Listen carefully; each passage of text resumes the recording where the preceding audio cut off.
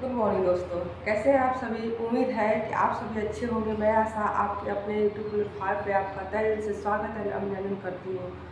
आज मैं हिंदी का फर्स्ट टॉपिक जो है, हिंदी का जो भाषा लेकर के आई हूँ कि भाषा किसे कहते हैं, उसके बारे में आज हम जानकारी प्राप्त करेंगे। देखिए, मेरा कंटेंट है आज का क्या क्या आपको पढ़ना है।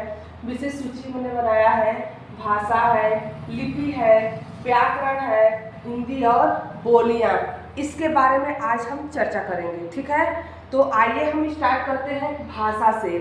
सबसे पहले हम लोग ओरली पहले जान लेते हैं, ओरल ऐसे समझ लेते हैं, फिर उसके बाद हम लोग रिटेन वाला वर्क करेंगे। ओके, तो आइए देखते हैं भाषा किसे कहते हैं। भाषा वो माध्यम है जिसके द्वारा हम अपनी बातों को किसी के सामने, अपने मन के भाव और विचार हुए उसको किसी के सामने हम प्रकट करते हैं। अर्थात भाषा यहाँ पे हमें हमारे विचारों को, भाव को, अपनी दशा को प्रकट करने का एक साधन प्राप्त करता है। ठीक है, तो इसी से हम परिभाषित उसको कर सकते हैं कि भाषा वह साधन है या माध्यम है जिसके द्वारा हम अपने मन के भाव और विचारों को दूसरे के सामने प्रकट करते हैं। ठीक है, तो उसे हम क्या कहते हैं, भाषा कहते हैं। ठीक है, भाषा जैसे कि अब मान लीजिए हम अपने मन के भाव को, चाहे अपने विचारों को अपने तक सीमित कर लें और किसी से न कहें, ऐसा तो हो नहीं सकता है। तो वही उसको जो है दूसरों के सामने प्रेजेंट करने का, दूसरों के सामने कहने का तीन माध्यम है। अर्थात भाषा के तीन प्रकार हैं। ठीक है, भाषा कितने प्रकार है, तीन, मौखिक, लिखित और सांकेतिक। सांकेतिक ऐसे ही ऐड कर देता है, कभी कभी हम लोग इशारों से भी बातें करते हैं। कभी कभी मान लीजिए कुछ बात हुआ तो ऐसे ऐसे करते हैं ना, ऐसे ऐसे कर देते हैं तो लोग सामने वाला समझ जाए कि हाँ ये ना कर रही है। अगर मान लो ऐसे ऐसे हम कर दिए तो वो समझ जाए कि हमको बुला रही है, और वही हम ऐसे बस हाथ ऐसे करते तो वो समझ जाता है कि वो हमको बाय कर रही है। तो ये सब क्या है, एक संकेत दे रहे हैं, हम सांकेतिक भाषा का ही प्रयोग कर रहे हैं। आइए देखते हैं पहला, मौखिक भाषा किसे कहते हैं। मौखिक भाषा मतलब कि बोलना, जैसे हम क्या कर रहे हैं, बोल रहे हैं, अपने भावों को कैसे प्रकट कर रहे हैं, बोल करके। कैसे हम आपको समझा रहे हैं, बोलकर। अर्थात जब हम अपने मन के भाव और विचारों को दूसरों के सामने बोलकर प्रकट करते हैं और दूसरा क्या करता है, श्रोता उसे सुनकर ग्रहण करता है, उसे हम मौखिक भाषा कहते हैं। नेक्स्ट है लिखित भाषा। नेक्स्ट क्या है, लिखित भाषा। लिखित भाषा वह भाषा है जिसके द्वारा एक व्यक्ति अपने भाव और विचारों को लिख करके दूसरों के सामने प्रकट करता है, उसे लिखित भाषा कहते हैं। और दूसरा क्या करता है, उसे पढ़ करके समझता है, ग्रहण करता है। ठीक है, जैसे अखबार हुआ, किताबें हैं, किताबों को हम पढ़कर तो नॉलेज प्राप्त करते हैं, पढ़कर ही तो हम जानकारी हासिल करते हैं। और वहीं पे न्यूज हुआ, अगर हमको टीवी देखना है तो टीवी क्या है, वो मौखिक भाषा है, वो हमको बोल करके सुनाता है और लिखित भी देता है, दोनों देता है, लिखित और मौखिक दोनों हो गया, यानी कि दृश्य और श्रव्य दोनों, जैसे कि संचार में हम लोग पढ़ते हैं। यहाँ पे देखिए सांकेतिक भाषा, संकेत के माध्यम से जब हम अपने भाव और विचारों को दूसरों के सामने प्रकट करते हैं, उसे सांकेतिक भाषा कहते हैं। ठीक है, आइए आगे देखते हैं लिपि, स्क्रिप्ट, यानी लिपि क्या है। लिपि, अगर देखिए ये भाषा है, हमने भाषा के बारे में पढ़ा है कि भाषा कहते क्या है, भाषा होता क्या है। और इस भाषा को अब मान लीजिए कुछ ध्वनियाँ होती हैं, जैसे भाषा को प्रेजेंट करने के लिए, ध्वनियों को प्रयुक्त कर किसी के सामने प्रेजेंट करने के लिए, अगर मान लीजिए लिख रहे हैं, लिखित भाषा में हमको प्रयोग करना है कि हम भाषा को किसी के सामने लिख करके प्रयोग करें, उसको लिख करके मतलब प्रदर्शित करें, प्रेजेंट करें, तो हम कैसे लिखेंगे, कैसे हमको पता चलेगा।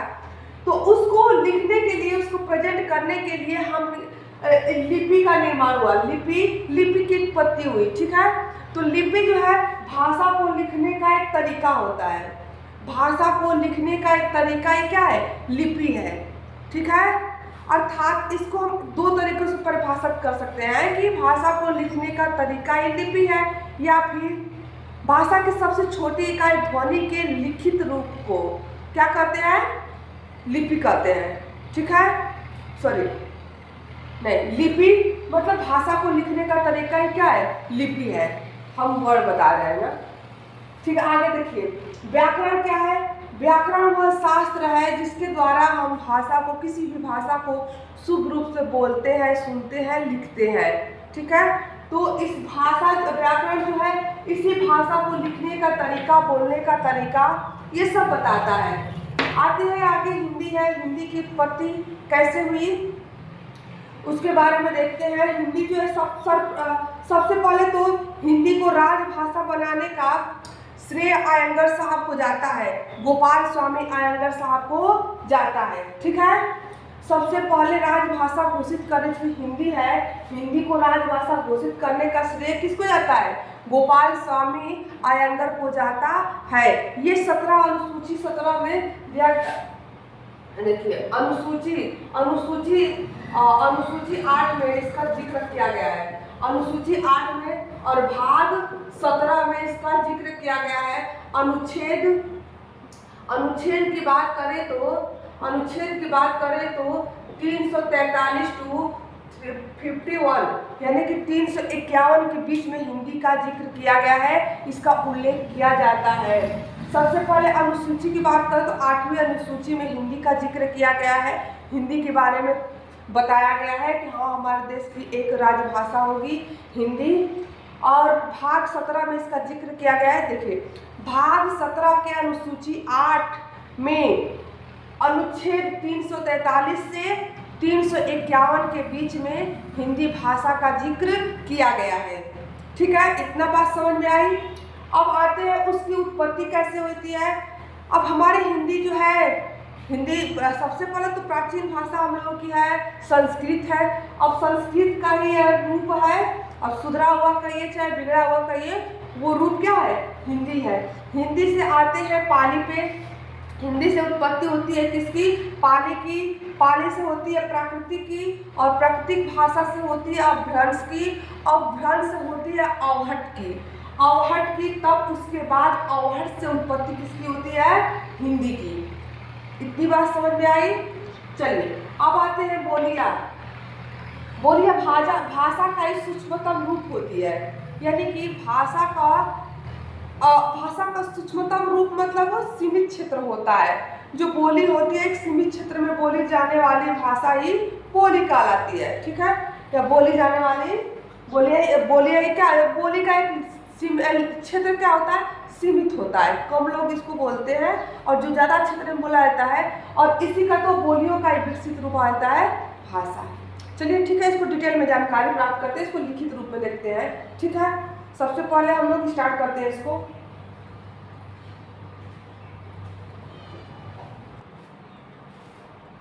जैसे कि आप लोग देख रहे हैं, भाषा किसे कहते हैं, भाषा यानी कि लैंग्वेज, इंग्लिश में बोलते हैं लैंग्वेज। भाषा मन के भाव और विचारों के आदान प्रदान का क्या है, एक साधन या माध्यम है। भाषा मन के भाव और विचारों के आदान प्रदान का साधन या माध्यम है। आप लोग आम भाषा में ऐसे ही देखिए, यूज करके देखिए कि हम जब तक मतलब किसी को समझाने के लिए, चाहे किसी के सामने अपनी बातों को रखने के लिए भाषा का यूज किस रूप में करते हैं, साधन के ही रूप में करते हैं ना, एक माध्यम के ही रूप में करते हैं ना। इसीलिए तो क्या है, एक साधन है, साधन या माध्यम है, जिसके द्वारा हम अपने भाव, अपने मन के विचारों को दूसरों के सामने प्रकट करते हैं या रखते हैं, इसको समझाने की, बताने की कोशिश करते हैं। तो इसको हम 3 रूपों में बता सकते हैं, 3 रूपों में इसको प्रेजेंट या प्रदर्शित कर सकते हैं, जैसे मौखिक हुआ, लिखित हुआ और सांकेतिक भाषा हुआ। ठीक है, इसको हम ऐसे ही चार्ट के थ्रू बनाकर प्रेजेंट किए हैं। देखिए कैसे कैसे तीनों में अंतर में हमको अच्छे से समझ में आ जाएगा। मौखिक भाषा है जब हम अपने मनोभावों को बोलकर दूसरों के सामने प्रकट करते हैं और दूसरा उसे सुन करके ग्रहण करता है, उसे मौखिक भाषा कहते हैं। ठीक है, यानी कि जब हम दूसरों के सामने या किसी के सामने अपने विचारों को बोलकर प्रकट करते हैं, तो वहाँ पे क्या होता है, मौखिक भाषा का हम प्रयोग करते हैं। जैसे हम क्या है, पढ़ाते हुए टीचर हो गया, और मान लीजिए कि और भी एग्जाम्पल ऐसे ले लेंगे। अब जैसे हारन, अब हारन संकेत देता है, तो वहाँ पे कोई बोल तो नहीं रहा है, वहाँ क्या होगा। और अगर कोई बुला रहा है आ जाओ, कोई नाम कोई बुला रहा है तो समझ जाओ। अगर मान लो कि कोई है कहता है कि राम श्याम इधर आओ खाना खा लो, तो फिर चाहे कुछ बात होती है उसको उसके सामने प्रकट करना है, तो अपने विचारों को कैसे वो प्रकट करेगा। हर जगह लिख करके कॉपी के पेन तो लेकर जाएगा नहीं कि हाँ लिख करके प्रकट करेंगे। ठीक है, हर जगह सांकेतिक भाषा का यूज नहीं कर सकते, क्योंकि अर्थ का अनर्थ भी लोग मतलब समझ जाते हैं। तो इसीलिए मौखिक भाषा है जिसका हम प्रयोग करते हैं आम भाषा में भी, डेली भी हम लोग डेली रूटीन में भी हम लोग क्या करते हैं, मौखिक भाषा का प्रयोग करते हैं। लिखित भाषा आ गई, इसमें हम मन के विचारों को या अपने मनोभावों को दूसरों के सामने लिख कर प्रकट करते हैं। किस तरह से, लिख करके। तो लिख कर प्रकट करना ही क्या हो गया, लिखित भाषा हो गया। सांकेतिक भाषा, संकेत के माध्यम से दूसरों के सामने प्रेजेंट करना या प्रयोग दूसरों के सामने संकेत का प्रयोग करके हम दूसरों के सामने जब कोई बात समझाने की कोशिश करते हैं तो वहाँ पर सांकेतिक भाषा का प्रयोग करते हैं। जैसे सबसे ज़्यादा है कि ट्रैफिक वाली जो लाइट होती है, ट्रैफिक लाइट, वो सबसे बड़ा एग्जाम्पल होता है। और ट्रैफिक पुलिस में भी बीच में खड़े होकर के ऐसे ऐसे सब इशारे करते हैं, उस सांकेतिक भाषा का ही प्रयोग करते हैं। ठीक है, तो इतना समझ में आया। अगर आप लोग स्क्रीनशॉट लेना चाहेंगे तो ले लीजिए, या फिर कॉपी पेन लेकर के बैठे हैं तो उसको नोट कर लीजिए। ठीक है, फिर आगे इसको हम बढ़ाते हैं।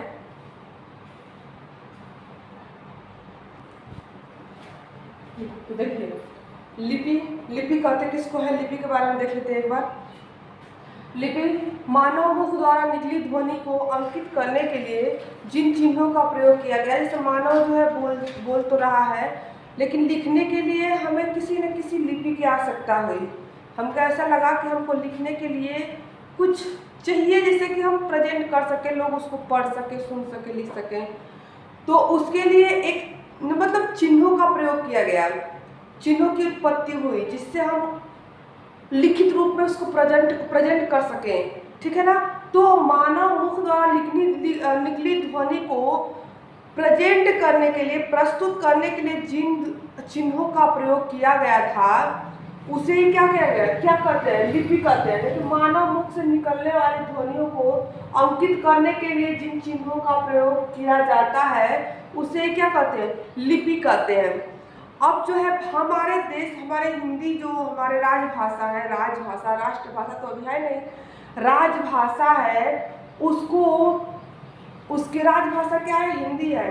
हिंदी की लिपि देवनागरी है। क्या है, देवनागरी है। और सबसे पहले देवनागरी लिपि का प्रयोग कहाँ पे हुआ था, किस राज्य में, गुजरात में किया गया था। ठीक है, सबसे पहले गुजरात राज्य में देवनागरी लिपि का प्रयोग किया गया था। ठीक है, आते देवनागरी लिपि की उत्पत्ति सबसे प्राचीन हमारे जो है, हमारे लिपि सब कहा जाए कि लिपियों में सबसे प्राचीन लिपि क्या है, तो ब्राह्मी लिपि है। और ब्राह्मी लिपि से ही किस लिपि की उत्पत्ति हुई है, देवनागरी लिपि की उत्पत्ति हुई है। ठीक है, ऐसी सरल भाषा में समझे तो भाषा को लिखने का ढंग ही क्या है, लिपि है।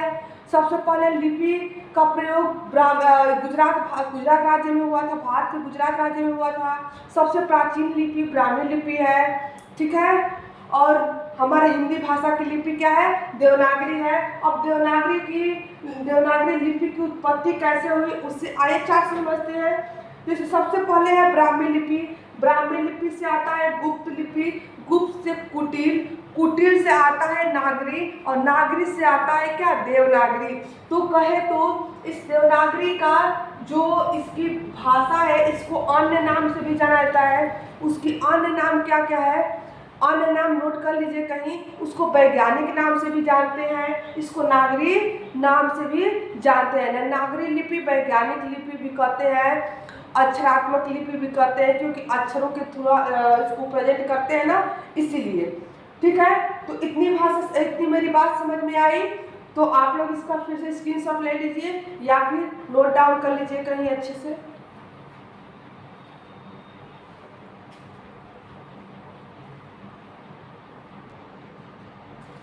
देखिए व्याकरण।